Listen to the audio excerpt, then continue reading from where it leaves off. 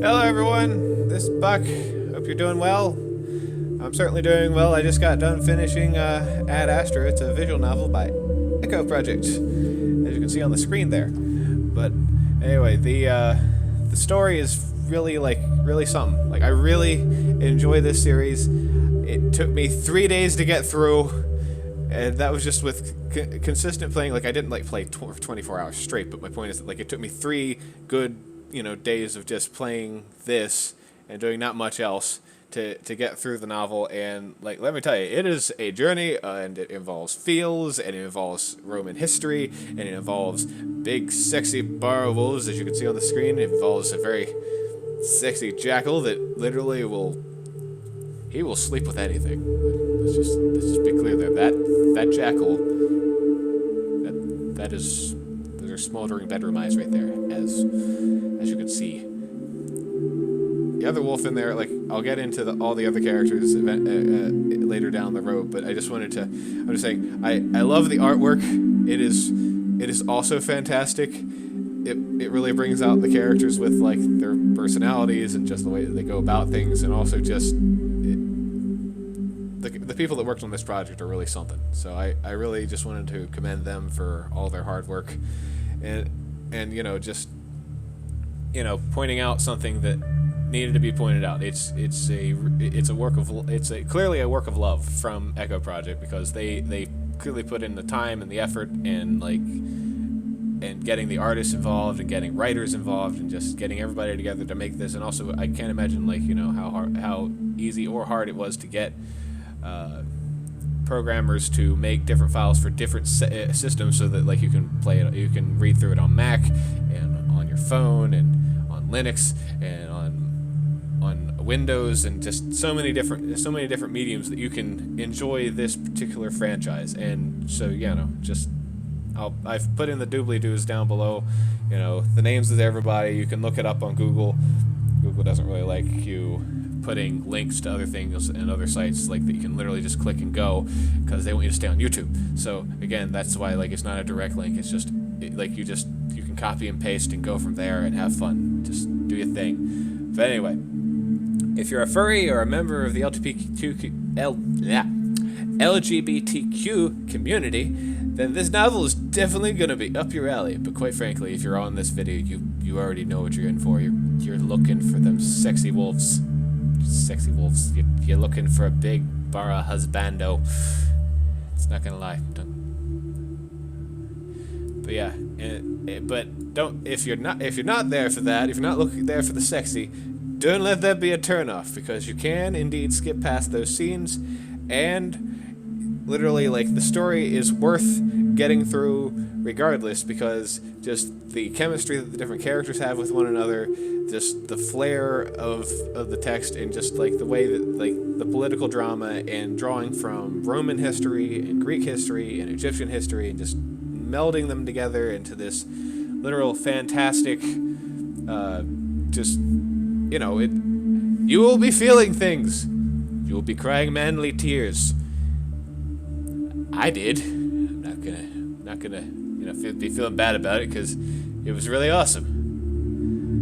It draws from Roman mythology. It draws from Roman history, with everything from the time of Julius Caesar to Alexander the Great. I know they weren't there around the same time, but their empires still were around when all this was going on, and just it's really fun to look into it. And so that's what I did.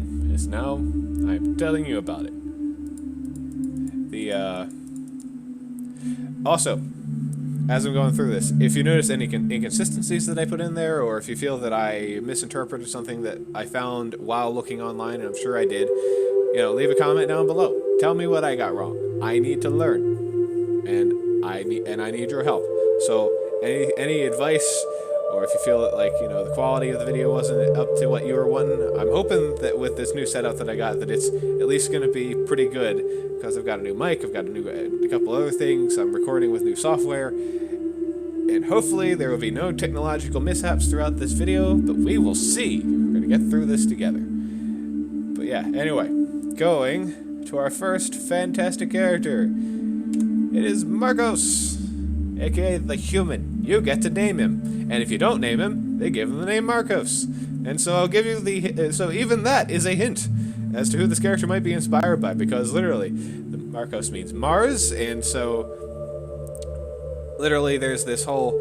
Like, again, like, you know, the fact that, like, you get abducted by a big wolfsky there and taken into space. Like, you know, it could be a poke at the fact that, like, he's literally not of this world anymore. He's gone into space.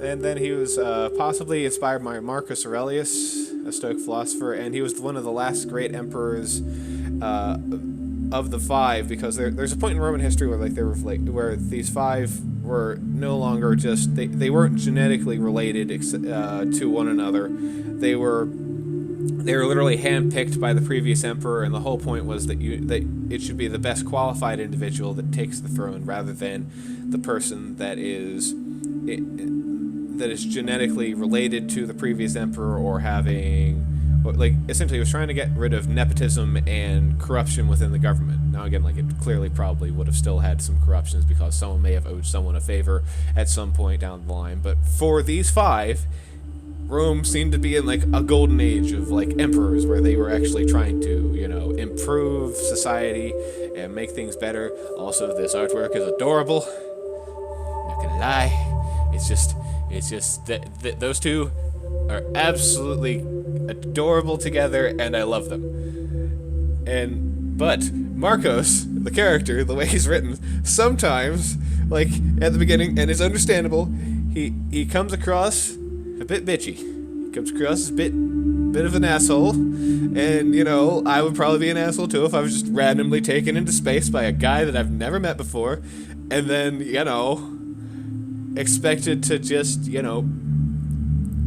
Well, there's a whole big thing of, like, them talking about pets, which is basically a euphemism for slaves, and so, like, again, like, that's got, like, again, like, in Roman times, like, there was this whole thing of, like, even back then, people owned slaves, unfortunately. It's, like, a very, like, thing that's, like, been a long-running thing in our history, and it's, like, not up until the modern era that we finally fully abolished all this, but I'm not going to get into that whole thing. But again, like, it's something that's very much hinted at, and, like, in this one, like, it seems to be more of a contractual arrangement where they agree to be in this relationship. I mean, Marcos at first isn't really, like, keen on the idea, but because of, like, the mandates from the parents and the monitors and various other things, like, Amicus is, like, absolutely terrified that he's gonna, that if it ever comes out that he abducted a human, because, like, apparently, like, he didn't realize when he first did it that humans were already pre-uplifted, and so you can't really uplift them again. I don't know, there's just some weird law in place that makes it where it's, again, to create drama, and so he wasn't allowed to be uplifted, but now he is uplifted, and the only way that, you know, Amicus felt that he could have handled the situation was to kill Marcos, and he's like, I don't want to do that, because I don't want to be a bad person. So, like, I'm doing the best thing out of the really bad options. Again, and this goes to Amicus's character, and I'll show you.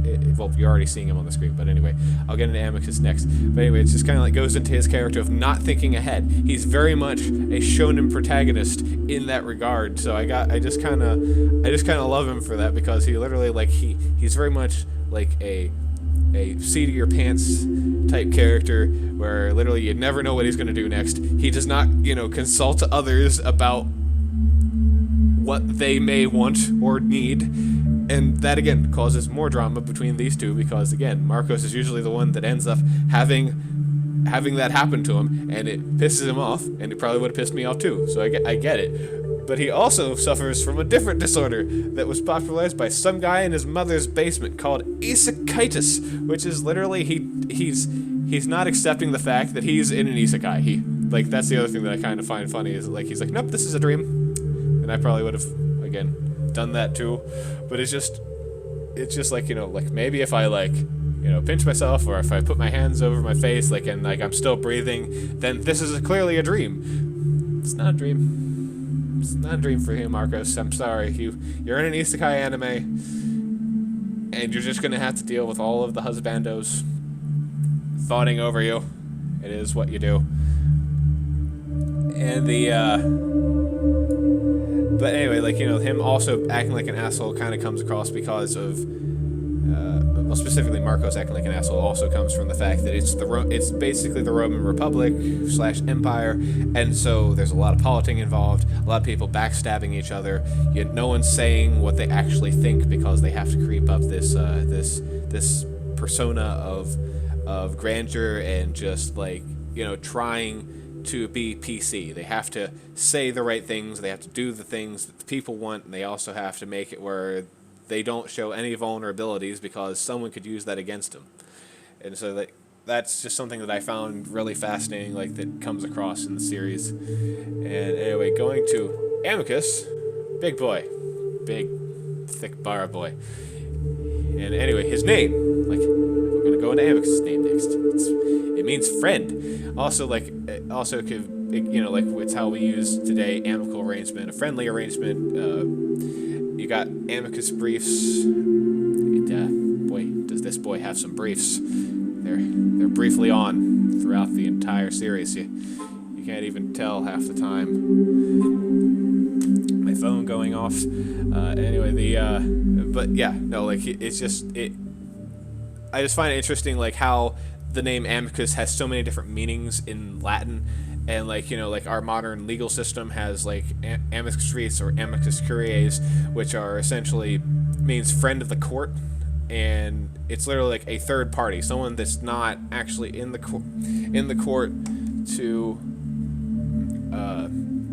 like, essentially it's trying to create that separation between the court and the state and all this other stuff to ensure a fair trial for the accused by looking into matters that the state otherwise couldn't look into for whatever reason. I'd have to look up the full definition again, but it's very much just trying to get that across, like, where it's just a friend of the court, friendly arrangement and whatnot. Anyway, Amicus is best boy, true husbando material. He's again, as I said before, shonen protagonist, and he's awesome.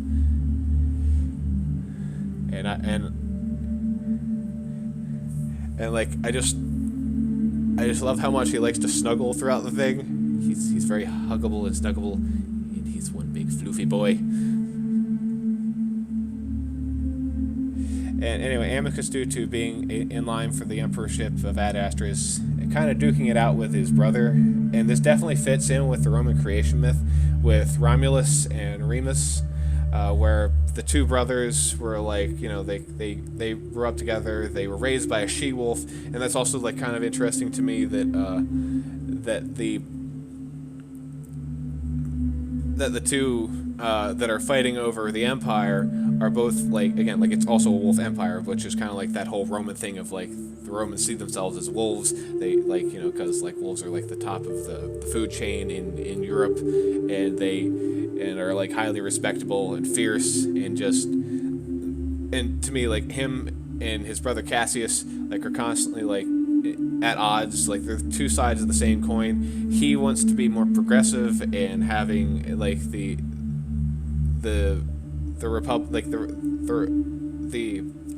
Ad Astran Empire, like, kind of raise itself above what it currently is and try to be expanding outward and make alliances with the other nations, with the sibling nations. Like, there's the cat people, there's the Chemians, which are a race of jackals and kind of have an Egyptian theme. The cats have a Greek theme, and you can see that with Alexios, who has this very much, he's cat boy, and he's got, like, he's even got grapes in it as, like, some sort of, like, embroidery or something on his ears. Like, it's basically like it's a type of jewelry. Like, all of them also seem to have, like, you know, are wearing jewelries. Like, Amicus is wearing, like, armbands and gold, and also has the red toga top, which is very much a Julius Caesar type thing, because Julius Caesar in the Roman Empire, like, he always wore a red cape, and it just kind of, like, became this very much, like, the Roman colors of red, and just in, like also purples are a big thing, but you don't see that with Amicus really. It's more along the lines of just, yeah, because I'll have to go and look at the colors again just to see if there's anybody that did wear purple. But anyway, like purple has this whole other unique history within Rome because it's like something that the elites wear, and just it shows off like because of how expensive Roman purple was to produce, and it's produced by snails that are in this one location. And again, I'll actually like leave some links to that too if you want to read up on it some more. Anyway, like the whole thing with Amicus and his brother fighting, like in the actual myth, like Romulus slays his brother for the name of Rome, and that's why it's not called Remulus, or like Rome's not called Reme. And so, but it also kind of like comes into why we say someone's got reamed. Basically, they got their ass handed to them, and it shows. Or if you're going to ream someone, like again, like you could also like see it as like that's kind of taken from that context. And like the fact that they're both fighting over the right to rule the kingdom and just progress either backwards or forwards depending on how you look at it.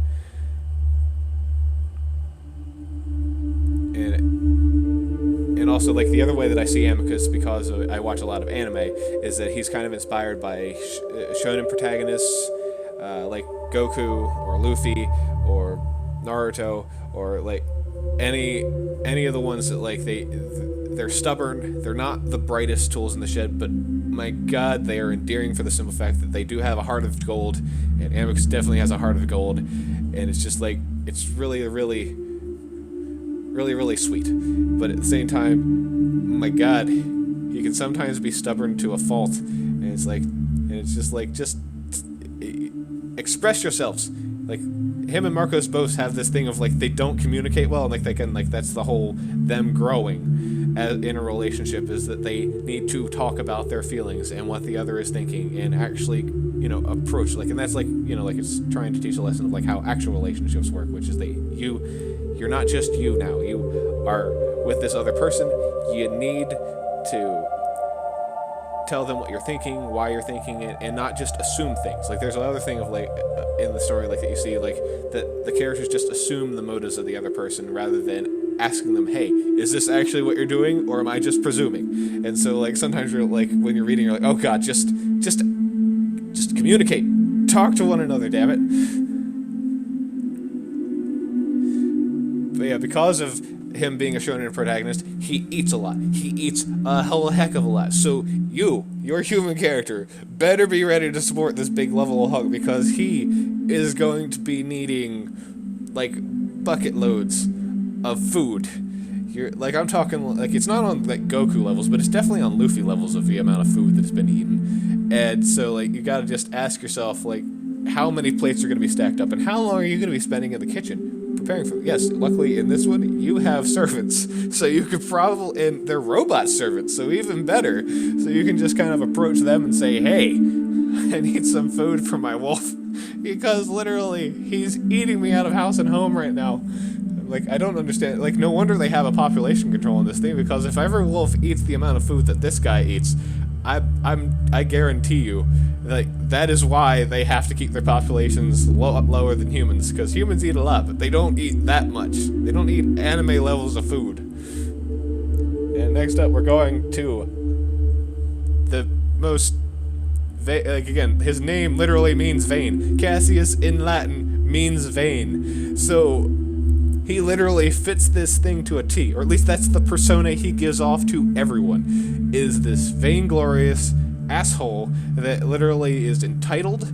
He feels that, like, that he, as the second born, like, he's had to, like, again, like, he's also had a sickness, so there's moments where his actual personality kind of come through for him, because he literally cares about the poor of Ad Astra. He cares about his citizens that are impoverished or downtrodden. He's also very much the poster child for, I'm pretty sure this wolf should be on every ad campaign against anti-vaxxers, because he he hates the fact that his people can't be vaccinated, so he'd be punching people in the face if he found out that there were people that didn't believe in vaccines. He's like, no, I had an illness growing up, and like it was only because I could afford it that I actually lived through this thing. No, stop that. Stop it. But anyway,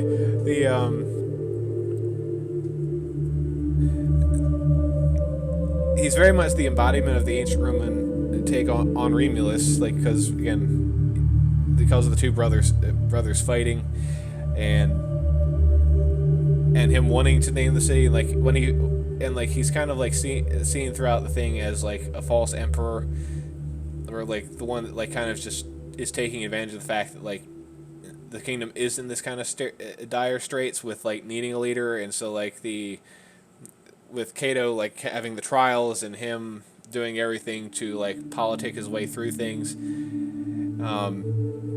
is very much along the lines of that ancient Roman myth that I mentioned earlier.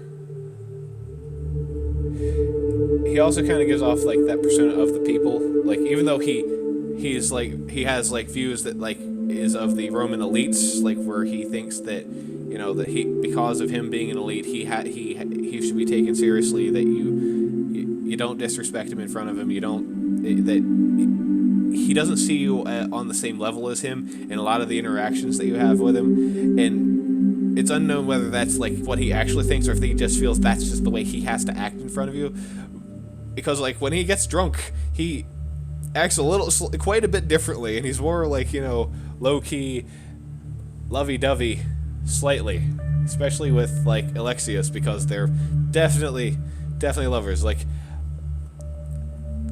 they're the epitome of a toxic relationship as far as I'm concerned. Just like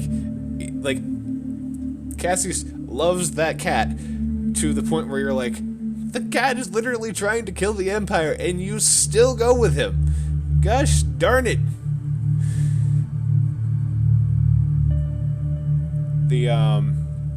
And so like he also has like very much like this isolationist way of thinking, where he feels like we need, like, rather than expanding out into the universe like Amicus does, he's like, no, we need to consolidate. We need to have this very much like inward looking. We need to get our own shit together, and then after we get our own shit together, then we can look outward again. And so it's just kind of like an interesting like dichotomy of looking at things from two different characters' perspectives, as to whether your empire is internal, like, you know, like because there's it's kind of like how in Japan, how like they pretty much didn't allow foreigners or outsiders into the country except under very explicit and specific circumstances, until they literally had a gunboat show up on their doorstep and say, you're opening up trade with us now. And like, well, that's kind of like what the Americas did, and they're like, okay, we're opening up trade now. Like, it literally took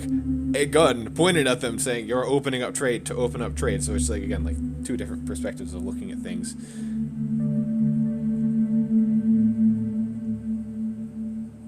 I'm just reading through my notes, so again, be patient with me.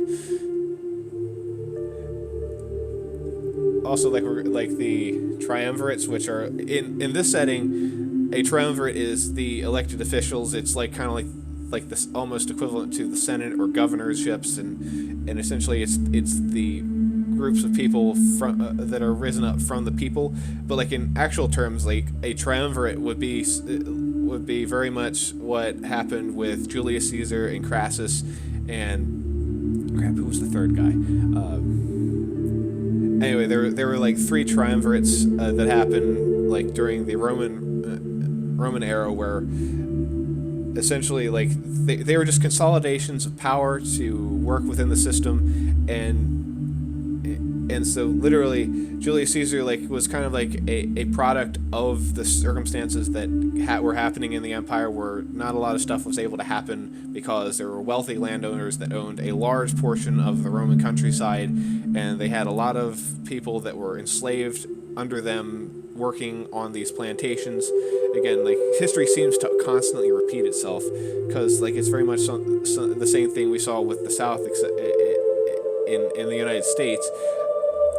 But like Caesar literally was trying to like trying to change that. He was trying to make it where, like, he made it where the people got more representation and got more people involved in government, and was trying to help the people out. But he was doing it on the level of the emperor, like where he was trying to cede more power to himself so that he could then go and give the people more access to power. And so Cassius is like is and isn't doing that in the fact that he's trying to get rid of the triumvirate, which is these elected officials, in order to basically try and help the people out. But like at the same time, like it doesn't work the same way, because literally, like, when you abolish the people that are being elected by the people, they no longer have a say. So it's it's kind of like a give or take in this, like, as far as like how closely this story follows like actual Roman history. But it's still fascinating to look at as far as like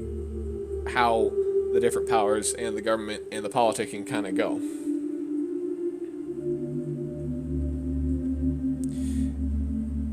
Anyway, like, also Cassius is, like Julius Caesar, was trying to root out corruption within the government. Like, that's the other thing, like, that both of them seem to like have in common, as far as like, you know, like who the different characters are representing. And I just found that kind of, you know, kind of fascinating.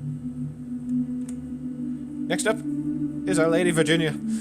She is the like one female character that you get in throughout the series, and she is absolutely fantastic, because and like the actual like myth from Rome, like she's based out of, is really kind of cool. And like anyway, like her name is derived from the ancient Roman family named Virginius,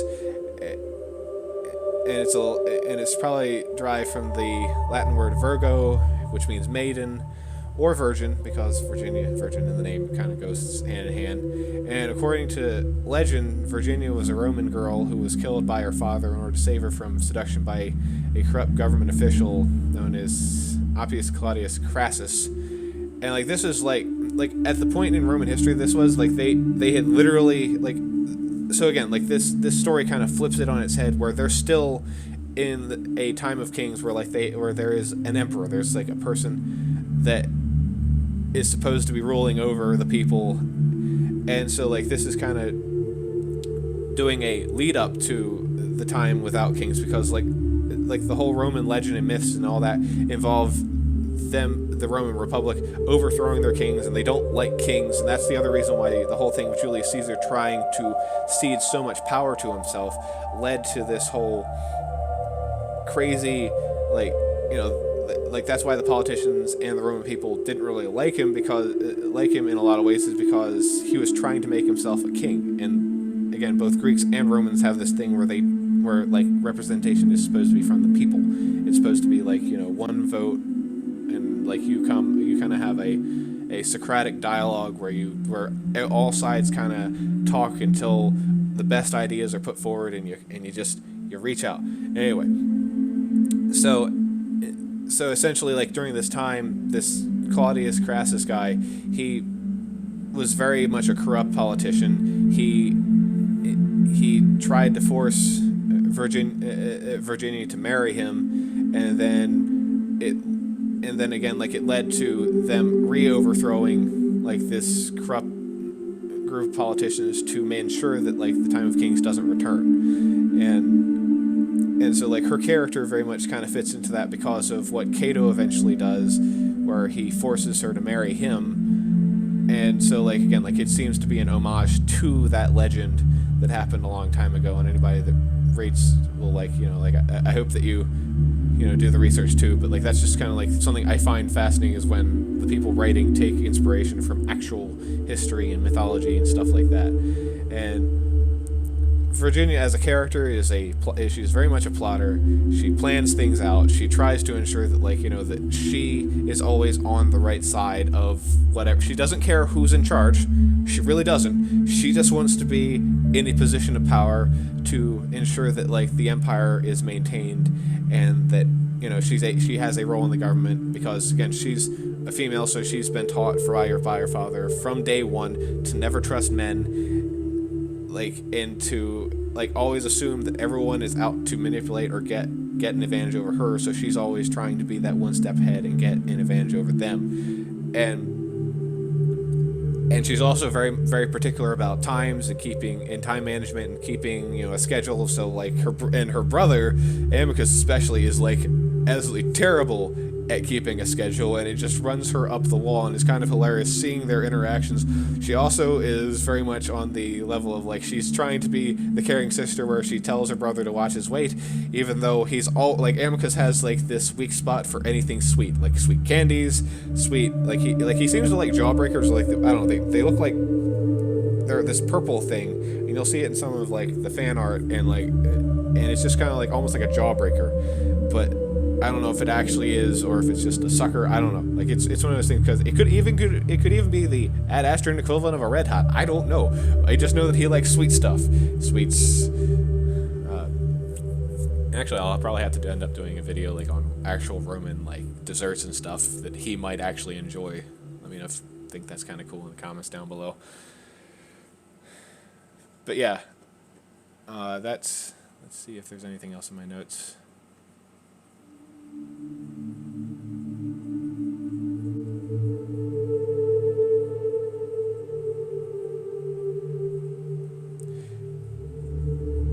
But yeah, the other thing that was used in the Virginia legend was like a knife, and like again, like during a specific scene that I'm not going to spoil, there's a knife used on someone, and so it very much takes from again even the fact that like the knife is there is very much drawing from, at least to me, that Virginia's legend, and it's just kind of fun. And like there was actually like a quote on the wiki article that's talking about her, because it says 2 ladies fair but most unfortunate have in their ruins raised declining Rome, Lucretia and Virginia, both are renowned for their chastity. And so like Virginia, like she never, okay, like throughout the entire thing, she's the only character that has not been using her body to get, you know, to get things done. She's always been using her wits and just her personality to try and win people over. And again, like it's never even hinted that she has had sexual relations with any of the characters at any point. Now that could all be because they're all very much on the gay side of things, but my point is that like there's not even like she is not even talking about it like she has like a side thing with any character that you never run into. Like she's just very much, I'm sure she does have a sex life, it's just that she does not bring it up, because I think it also has to do with the fact that in this society women are seen as second-class citizens, unfortunately, and she's trying to change that, and so is Marcos, who is trying to push Amicus, and Amicus is like very much like going to make sure that Virginia is like his confidant, the person that's in charge of like, you know, his schedule and various other things, and so that is, at least in this society, a step forward for women's rights and various other things. And so, you know, like there are other things that are being pushed in this story that like are touching on actual real world issues that I find really fun and fascinating. So again, like let me know what you think on that or whatever down below. And let's see. Next up, Alexios, the most dangerous bottom that I have ever come across in my entire history of any gay visual novel that I've ever read. This is the most dangerous character. Do not let those eyes deceive you. He's chaos incarnate. He's also Greek. Beware of Greek's bearing presence. That is all I have to say. And anyway, the name Alex means defender of the people, and in this case, he is very much a defender of his people. Like, but I don't think he's defending any of the people that are in this story. No, he is. I mean, other than Cassius, who he is in love with, like to the nth degree. Like, for whatever reason, those two just seem to get along with one another. Like, and again, like, so I kind of like, I like most people hate this character, and they have every reason to, and he deserves it. But at the same time, I don't hate him. I just feel sorry for him, because literally, he's on a planet that nobody likes him. He can't get back to his homeland. his people literally, and like he has this very much like Greek nationalism going on with his character, where he's like very much trying to look out for his own people, and at the same time, like he's got to navigate the political waters of the Roman populace, or like the Ad Astra populace. So like, you know, like it's just very much like, you know, to me it's kind of like he's a much deeper character than just, oh, he's the spy, totally spies. Yeah, sorry, looking through my notes again. There's a lot of notes.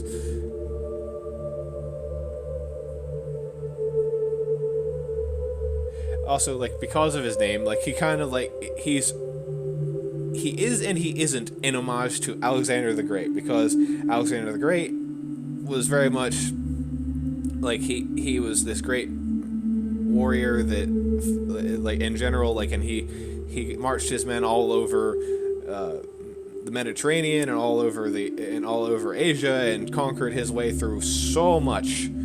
And like he even conquered the Greeks. I mean, not the Greek. He was Greek. He was Macedonian, but he was also Greek. And like, and so like he conquered the Egyptians, and like had that whole thing going on. And then he like conquered all of the Middle East, like Persia specifically, with the satraps and all of that going on. And like there's like again there's a lot of fascinating stuff with Alexander the Great that like I can't even barely touch on in this, but also like Alexios, like in this, is very much having the, like, because of the grapes, like that is not only like, you know, a symbolism of Greece, but also like of the god Bacchus, and like he and Cassius seem to like to drink a lot. Well, most of the characters in this seem to drink wine a lot, but it's just like funny to me that, like, you know, he has the grapes on his ear to kind of like have that whole Raucous Bacchus kind of feel to him. And my code name for him is Chaos. And anybody that's read it will know what I'm talking about. And like the actual Alexander the Great, like his lover was Hephaestion, but like who was another Macedonian noble, but like still like in this, like it's just kind of like Cassius and Alexius kind of seem to be filling that role for one another, and like, you know, and that's the other thing that Alexius will do is like in order to kind of cajole and get his way, he will get people drunk, he will sleep with them, he will act dumb in front of people to get them to spill the beans, he will try to befriend people. He's very much doing the whole political game that you would see in any like capital city, and it's just kind of like, and he also has a love of the arts. He does like there are certain points where like him and Cassius are dancing, and it's very, very sensual. Yes, it's very sensual. And anyway, like he's all constantly talking about his home culture, like, and he likes the university that's in the game that you end up seeing, and so he's very much that Greek nationalist. He's like, or like, crap, I am forgetting the name of the cat people, and I'm feeling really bad about that. I should have written that down, but anyway, look them up at some point. They're a lot of fun. He is the character that you will inevitably either hate or love, depending on how you feel about him as a character. Also, like, the history of him just is, like, you know, him, like, being the Trojan horse thrust into the middle of this whole thing is also, to me, kind of hilarious. Just, no one suspects the cat. No one suspects the cat. Neferu. His name literally means beauty. And he is beauty. He will also sleep with everything to get his way. Kind of like Alexius, but he's not being mean about it. He's not being a dick about it. He literally just genuinely is like, well, this is the stereotype that my people have, that we sleep with everything, so I might as well just like up that to 11 and see where this takes me. And so it's kind of like kind of hilarious to watch him, like, with his antics. He has like this very much Egyptian samba dance that he does at one point in the novel, and and when your character walks in, you're like, what have I gotten myself involved in? I'm very concerned. He likes his wine. Everybody in this story likes their wine. It seems to be a thing. There's a common theme here. And, like, anyway, the Neferu, like, he's very much a representation of Egypt, and, like, specifically the god Anubis, like, especially with the garb that he's wearing, like, and just like, in the way that his robes are, like, his very limited amount of covering is there, and essentially, like, because of the relationship that the Roman Empire had at the time that the writers of this are seen to be going for, is that, like, he's trying to make an alliance with the Ad Astra Empire, even though, like, the Chemians are, like, at the top of their game in this, like, which is kind of reverse of how Egypt was. Egypt was kind of, like, in a weakened state, and they were so used to not having to deal with outsiders because of the Nile and the way that the waters work. But anyway, like, he is still playing up that Egyptian thing that Cleopatra did, where she would sleep around or try to use her beauty and bravado to ensure that she had political alliances wherever she needed them, to ensure that her kingdom survived, no matter who was actually in charge. At least her family, her kingdom was safe from outside influences or whatever. Like, it didn't, in that case, actually work out because she sided with the wrong person, which was Mark Antony, and then the Romans literally killed, like, again, that is a whole other thing of, like, that I would like to cover at some point, because it's just really fascinating, like, how all of this is, like, tying together with Roman history and Egyptian history and all the others. He is, and as I said before, he is a master of the flirt. I feel like his theme song would be "Walk Like an Egyptian" by the Bangles.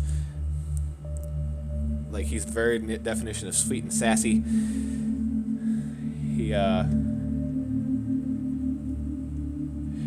And, like, the other thing, like, that he and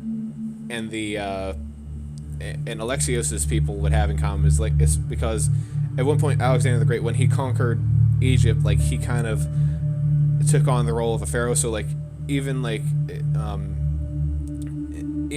Cleopatra was descended from that imperial line, where, like, they were Greek, but they were also Egyptian, and so, like, they just kept, like, whenever people back then would conquer an area, they would literally keep the traditions and the cultural aspects to maintain power. So literally, even though a power change happened, the cultural institutions of the location were kept intact, because there's this whole Roman and Greek thing of, like, you're trying to keep the gods happy. You're trying to maintain this whole, like, it doesn't matter what the god is or what he's doing, you have to have a shrine to him. He needs worshiping, because if you don't worship him, then that god is angry at you and your nation will not flourish. So you need to keep whatever powers that be in check and happy and sated, with whether it's with sacrifices or gifts of wine or gifts of food or whatever. And so, like, they kept that up. And it seems to be the same thing in this thing, is, like, that all of the different races, no matter what it is, are trying to make sure that the parents are happy. They all seem to be worshiping the same gods, or, like, even though the parent that is in charge of them might be a different parent. Like, clearly Neferu's parent is a jackal. It's like, it's probably an Anubis, like, it's Ahotep is, I think, what they called him in the book. But I can't remember right now off the top of my head, but I'm pretty sure it was Ahotep. And anyway, Neferu being a jackal, like, the other thing is that we found out recently, like, that Anubis might have actually been a golden wolf, which is also kind of interesting because of Neferu trying to form that alliance with the wolves and all that, and anyway, the Anubis specifically was the god of death, mummification, embalming, the afterlife, cemeteries, tombs, and the underworld. He had a lot of roles. And also, with Neferu, like, Anubis means a royal child, and Neferu being the second son of a pharaoh kind of like fits in line with that definition. So like he's kind of filling that role of Anubis, where he's, and quite frankly, Anubis can sleep with whoever the hell he damn well pleases because he's Anubis. No one's going to tell that man what to do. Like God, he's just not. Just like you're not going to tell Neferu what to do. He will dance and samba his way out and not give a shit.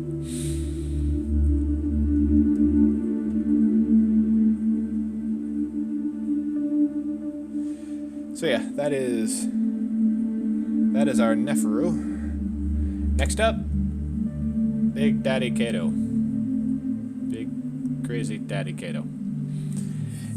Kato means good judgment, wise, and is of Latin origin. I find the fact that that is what his name means is just ironic, because of how much you find out later what he is haunted by. He is haunted by the war with Chemia. He's extremely bigoted towards the Chemian people. It's as Cookbell said, it's if a boomer were an alien.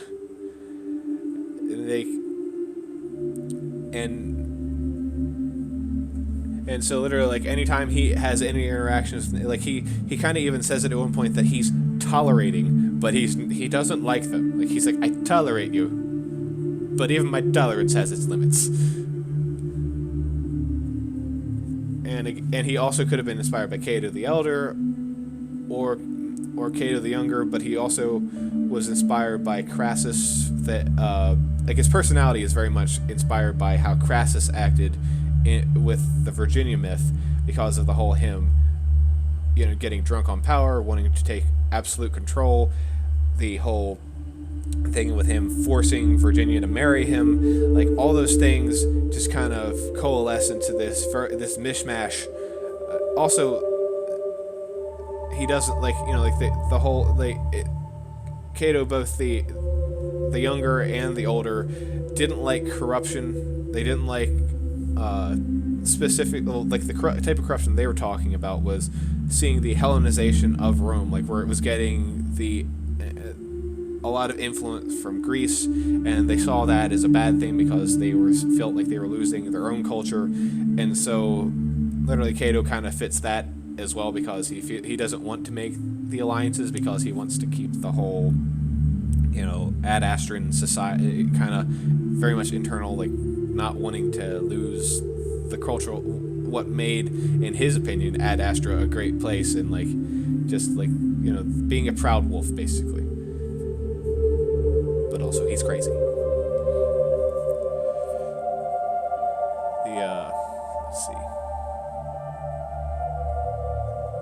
Also I find it fascinating that Cato in the real world, like, also everything seems to be leading back to Julius Caesar with this. Like, every single one of them had some sort of beef or was doing something with Julius Caesar, especially during the Roman Civil War, and like where the triumvirates were trying to take control, and so it led to another where they were at war with each other. And so again, like, it very much goes into the fact of him being this Cato being like a wartime veteran, and like him still dealing with the scars of that. And as I said, like, I found this particularly interesting because of Cato's desire to dissolve the Ad Astran Empire, like trying to dissolve the triumvirates, because literally, like, in the thing, like Cato the Younger was specifically trying to also overthrow Caesar and Crassus and a couple others. Yeah, different Crassus. I don't know, was it? Yeah, Crassus and Pompey. So yeah, there were a lot of I'm also absolutely certain that this Crassus was not the same Crassus that Cato was. Roman history is long, and names sometimes get repeated. So just bear with me. I will have to come up with another name to make sure that this Crassus doesn't get confused with the other Crassus. Crassus 2 right now. This is Crassus 2.0.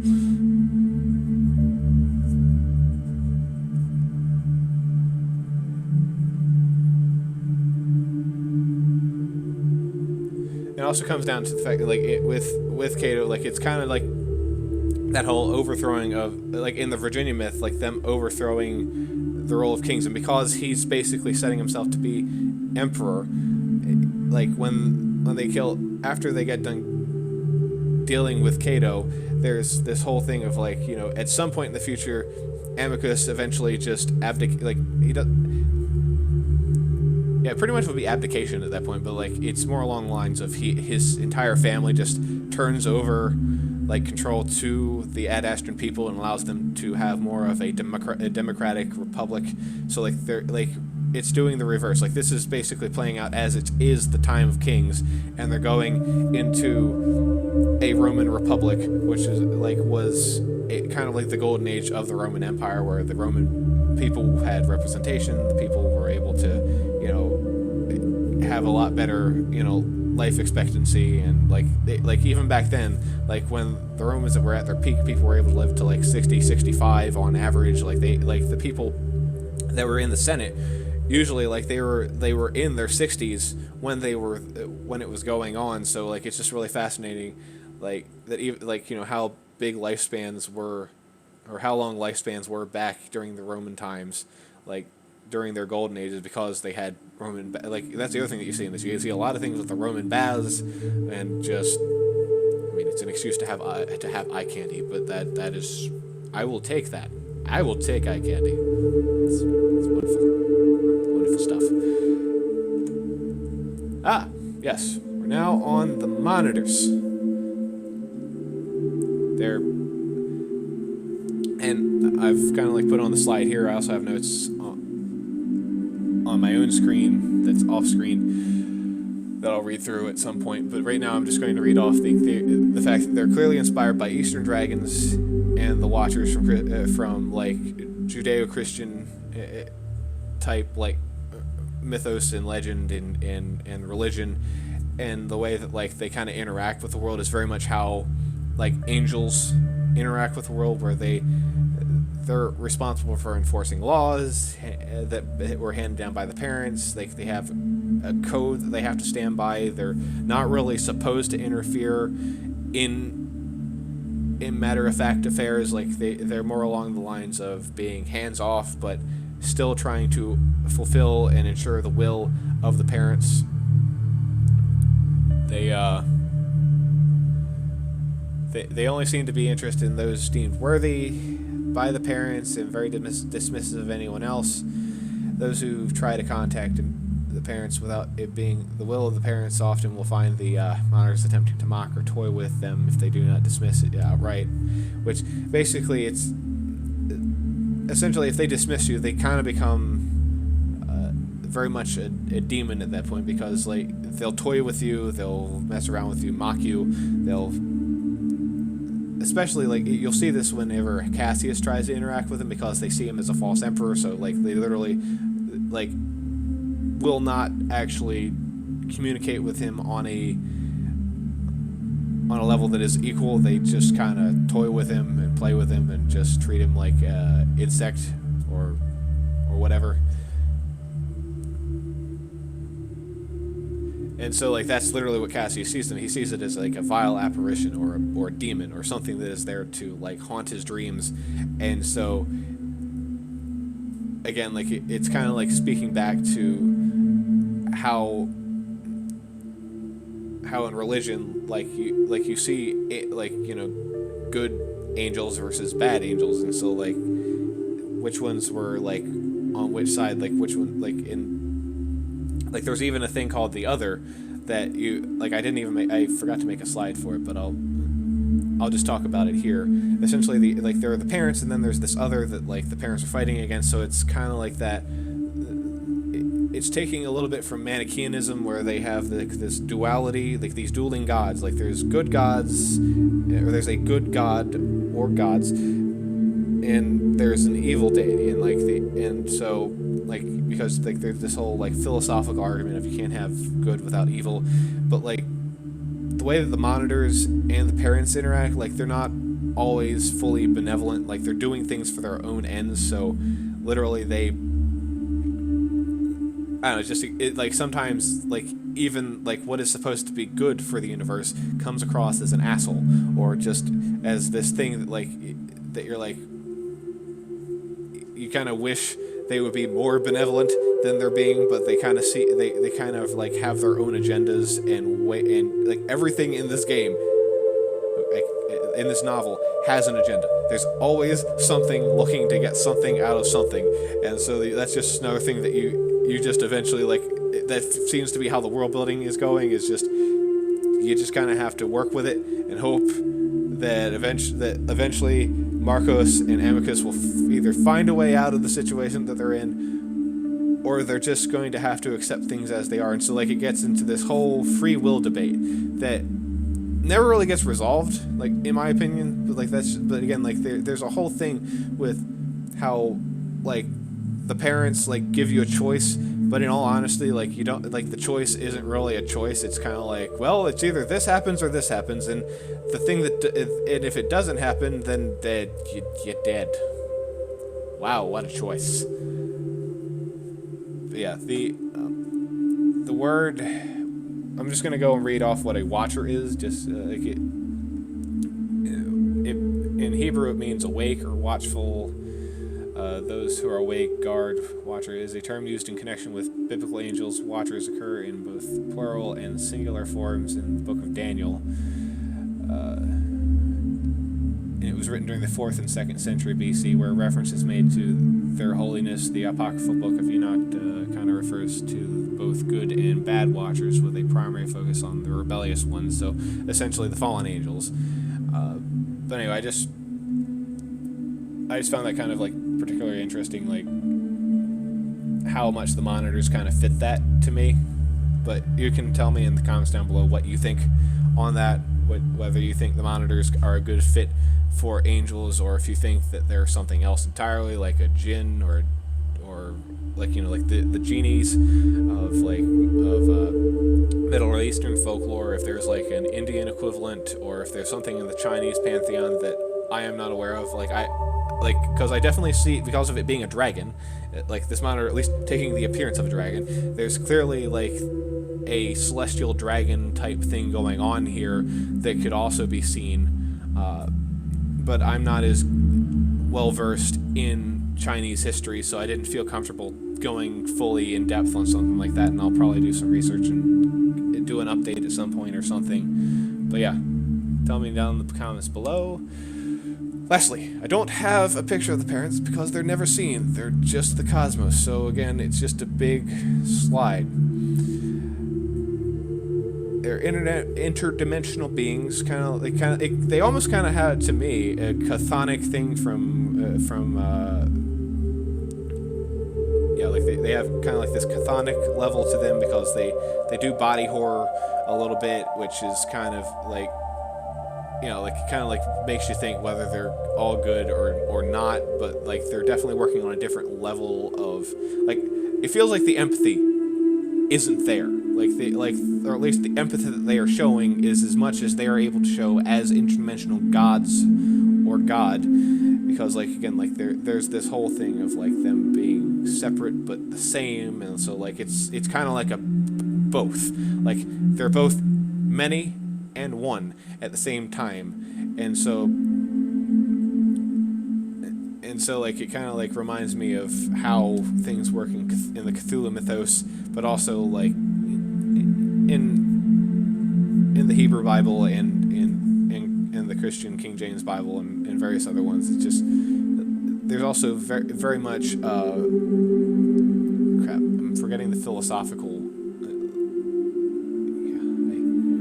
because there are so many different things that I can compare this to, like, because like of how much in our own human history, like we have been thinking about like what our meaning of life is, whether we have free choice. Like there's like a whole philosophical debate that you could go into, and it could take up like multiple videos to get the point across. And so it's just, to me, very fascinating to think on this, and like I want to do more of these. I honestly really want to do more of these. They were a lot of fun, and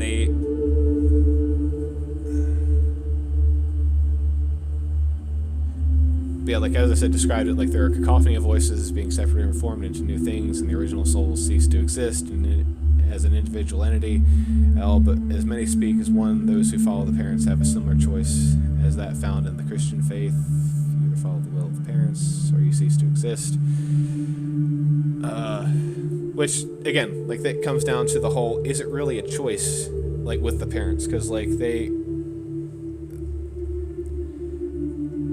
yeah, I'm just getting to that point in my notes because I kind of skipped ahead. When it comes to the parents, I find it fascinating that they felt the need to press the issue of Llwyd. Like, again, like, there's a scene with Amicus where they're literally pressing him to submit to their will, and, like, that's something that, like, it's very much Old Testament. Like God in the Old Testament was very much an angry God. He was a wrathful God. He literally didn't. He had this whole mentality of, like, you either submit to my will or you're cast out. There was no two ways about it.